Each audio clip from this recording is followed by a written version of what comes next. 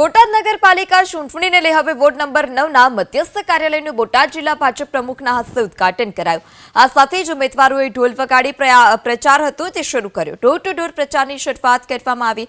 આ સમયે ભાજપના ઉમેદવારો, આગેવાનો તેમજ કાર્યકરોમાં અનેરો ઉત્સાહ જોવા મળ્યો। તમામ બેઠકો પર જીતનો વિશ્વાસ વ્યક્ત કર્યો।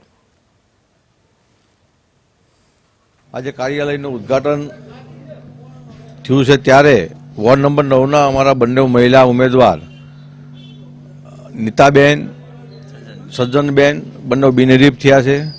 ત્યારે બીજા બંને ઉમેદવાર જે ઘનશ્યામભાઈ અને સત્રજીત રાધલ તેના માટે આજે ખૂબ કાર્યકર્તાઓ ઉત્સાહપૂર્વક વોર્ડ નંબર 9ની અંદર પ્રચાર ચાલુ કર્યો છે। આજે વોર્ડ નંબર 9ના કાર્યાલયનું ઉદ્ઘાટન અમારે જિલ્લા પ્રમુખ મયુરભાઈ પટેલ દ્વારા કરવામાં આવ્યું છે। સાથે વરિષ્ઠ આગેવાનો ઉપસ્થિત છે તથા અમારા વોર્ડના બધા સમાજના આગેવાનો ઉપસ્થિત છે અને હર્ષ અને ઉલ્લાસ સાથે કાર્યાલયનું ઉદ્ઘાટન કરવામાં આવ્યું છે।